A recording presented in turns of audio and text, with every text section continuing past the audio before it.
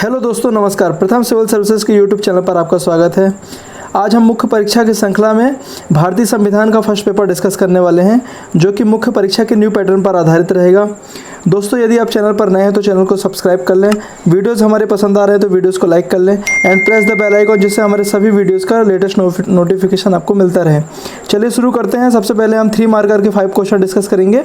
तो सबसे पहला क्वेश्चन है कि भारतीय संविधान की प्रस्तावना के आधारभूत तत्व लिखिए।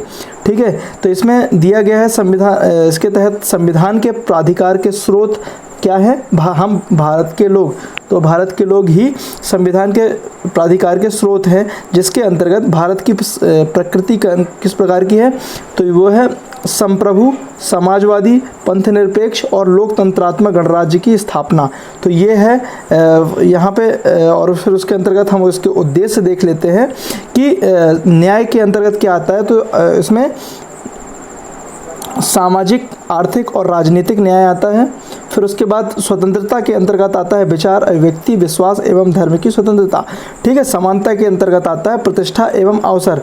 लेकिन हम आपको बता देते हैं कि 3 मार्कर के जितने भी क्वेश्चन है उसमें केवल आपको 20 शब्दों में ही आंसर देना है। लेकिन भारतीय संविधान के अंतर्गत जो पॉलिटी के क्वेश्चन रहेंगे उसमें थोड़ा सा ज़्यादा लिखना पड़ता है, क्योंकि उसको जब तक क्वेश्चन की सारी प्रकृति जो पूछा गया है वो आप नहीं बताएंगे तो आपको 3 में 3 नंबर नहीं मिलेंगे। इसलिए आप उस क्वेश्चन में जितनी भी चीज़ें पूछी गई हैं आपको डिस्क्राइब करना पड़ेगा, चाहे भले वो 20 शब्दों में आपसे पूछा जाता है। तो आप वो भी ध्यान रखिएगा। नेक्स्ट क्वेश्चन है क्वेश्चन नंबर 2 कि परिसीमन से क्या तात्पर्य है। तो परिसीमन से क्या तात्पर्य देख लेते हैं कि किसी राज्य में लोकसभा तथा विधानसभा दोनों की सीमाओं का रेखांकन ही परिसीमन कहलाता है, जिसके अंतर्गत पहला पॉइंट है कि अनुच्छेद 82 के तहत हर सरकार 10 साल बाद परिसीमन आयोग का गठन कर सकती है, और इसका जो अध्यक्ष होता है वो कौन होता है? मुख्य चुनाव आयुक्त तो होता है। और इसका जो उदाहरण है 1952, 1962, 72 से एवं 2002 में इसका गठन हुआ था परिसीमन आयोग का। तो इस तरीके से हम इस क्वेश्चन को देखते हैं। नेक्स्ट क्वेश्चन देख लेते हैं। क्वेश्चन नंबर 3 है कि स्वयं सहायता समूहों का गठन कैसे होता है। तो स्वयं सहायता समूहों के बारे में पूछा गया है। तो SHG के शॉर्ट फॉर्म के रूप में इसे हम जानते हैं। विशिष्ट उद्देश्यों की पूर्ति हेतु समस्त्री व्यक्तियों द्वारा आपसी सहयोग से निर्मित स्वैच्छिक समूह। ठीक है, इसमें फर्स्ट पॉइंट है कि एक जैसे अक्षम द्वारा स्वयं की सहायता समस्या एवं जैसे आर्थिक सामाजिक निपटने हेतु समूह के रूप में गठन किया जाता है। ठीक है, और सामान्यतः आर्थिक एवं सामाजिक पिछड़े क्षेत्रों में बनाए जाते हैं, जिसमें बैंक इनकी सहायता करते हैं। ठीक है, और तीसरा पॉइंट है इसमें 5 से 20 लोगों का ये समूह होता है। तो ये भी आप लोग इसके तहत याद रखिए। फिर हम नेक्स्ट क्वेश्चन देख लेते हैं कि क्वेश्चन नंबर 4 है कि राष्ट्रपति का निर्वाचन, इनके बारे में बताना है कि अनुच्छेद 54 के अनुसार राष्ट्रपति के निर्वाचक मंडल में निम्न को शामिल किया जाता है। तो कौन कौन से इसमें शामिल किए जाते हैं? पहला है संसद के दोनों सदनों के निर्वाचित सदस्य। ठीक है, फिर उसके बाद है दूसरा पॉइंट है कि राज्य विधानसभाओं के निर्वाचित सदस्य। फिर तीसरा पॉइंट है कि दिल्ली एवं पौंडीचेरी विधानसभाओं के निर्वाचित सदस्य, जिसमें 70वें संविधान संशोधन के द्वारा यह लागू किया गया था कि दिल्ली और पौंडीचेरी विधानसभाओं को भी इसमें सम्मिलित किया जाएगा। ठीक है, और इसमें नोट है कि जम्मू एवं कश्मीर विधानसभा के सदस्यों को भी निर्वाचक मंडल में शामिल किया जाएगा। ये जो अमेंडमेंट आया था जब कि जम्मू कश्मीर को भारत को यूनियन टेरिटरी में शामिल कर दिया गया था, तो उसके तहत भी यह एक प्रावधान आ गया था कि जम्मू एंड JNK को भी इसके तहत शामिल किया जाएगा जब ये यूनियन टेरिटरी बन जाता है उसके बाद। ठीक है, तो इसलिए इसको नोट पे लिखा गया है। नेक्स्ट क्वेश्चन देख लेते हैं, क्वेश्चन नंबर 5 कि सरकारिया आयोग क्या कहलाता है। तो सरकारिया आयोग है, इसके उद्देश्य है कि केंद्र तथा राज्य संबंधों को सुधारने संबंधी मांगों पर सिफारिशें देने हेतु 1983 में इसका गठन हुआ। इसके जो अध्यक्ष थे रणजीत सिंह सरकारिया थे, और इसकी जो सिफारिशें हैं 247 सिफारिशें दी थी इन्होंने और इस आयोग के तहत, और जिसमें से प्रमुख सिफारिशें कौन कौन सी थी?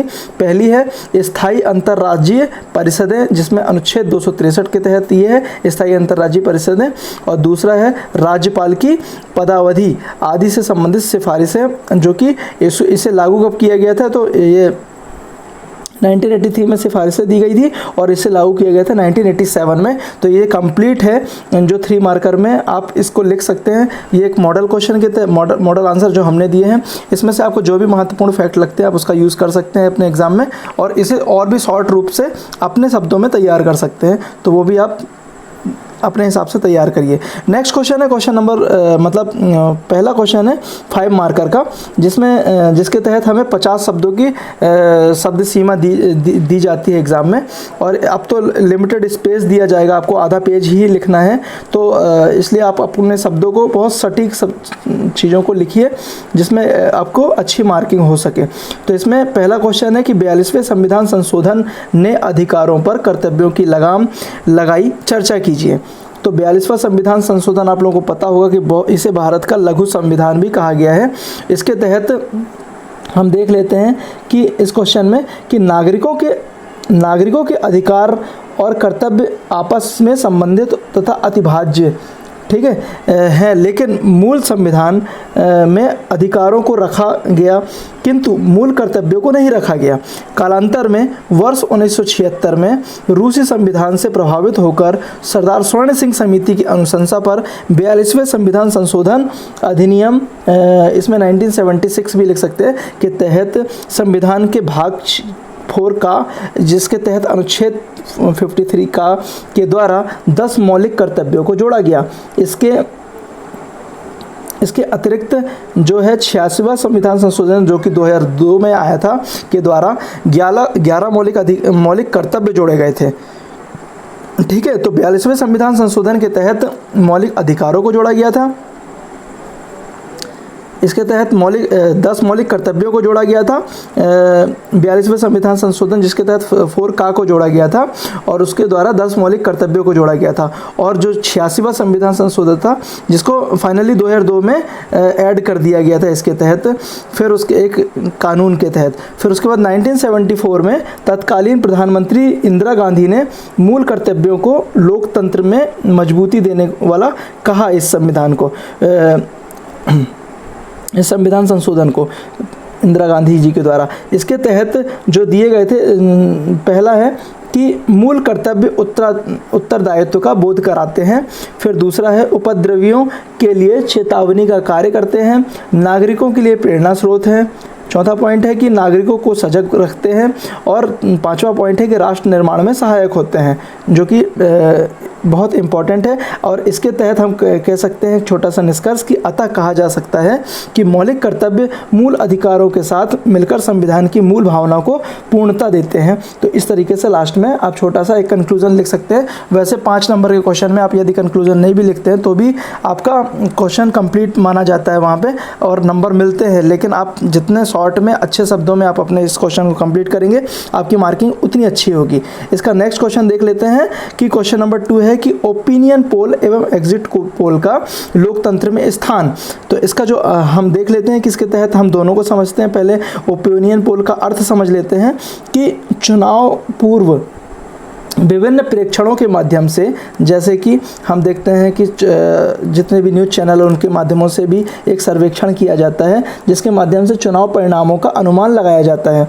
ठीक है, और एग्जिट पोल का देख लेते हैं कि मतदान के पश्चात पोलिंग बूथ से बाहर एग्जिट निकले हुए मतदाताओं की राय के माध्यम से चुनाव परिणाम का अनुमान लगाया जाता है। मतलब ये दोनों अलग अलग तरीके के हो गए कि एक चुनाव के पूर्व होता है ओपिनियन पोल और एक होता है चुनाव के समय ही जो लोग चुनाव वोटिंग करने के बाद जो बाहर निकलते हैं उनसे पूछ के भी इस चीज़ का अनुमान लगाया जाता है कि कौन सी पार्टी पे बढ़त आने की संभावनाएं हैं।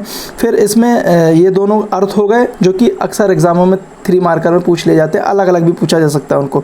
फिर इसमें लोकतंत्र में इसका क्या स्थान है वो देख लेते हैं कि सम्मिलित रूप से कि पहला है सरकार पर जनता का विश्वास का परीक्षण, दूसरा है जनता की राजनीतिक दलों की प्रतिमंशा, तीसरा है राजनीतिक दलों की लोकप्रियता का मापन, चौथा है सरकार की कार्यप्रणाली का जनता द्वारा मूल्यांकन।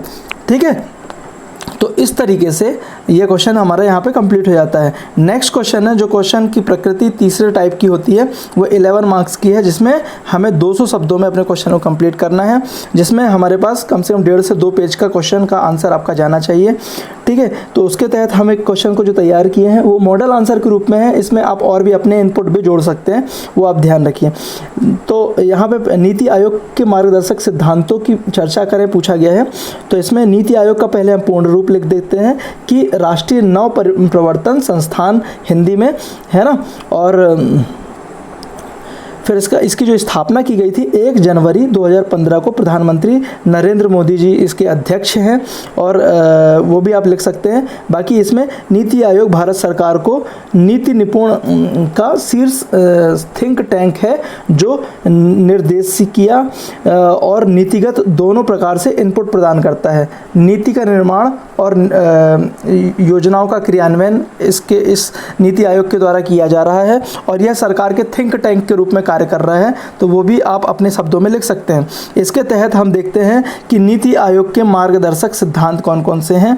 सबसे पहले अंत्योदय। अंत्योदय में क्या है, इन शब्दों को आप अपने हिसाब से और बड़ा भी कर सकते हैं। पहला अंत्योदय, इसमें हमने शॉर्ट में लिखा है कि गरीब, हाशियाकृत लोग एवं वंचित वर्गों को शामिल किया गया। अंत्योदय मतलब दीनदयाल जी का एक अंत्योदय योजना भी उनके तहत निकाली गई है भारत सरकार के केंद्र सरकार के द्वारा, कि समाज में बैठे अंतिम व्यक्तियों का उदय दीनदयाल जी का एक अंत्योदय कार्यक्रम रहा है।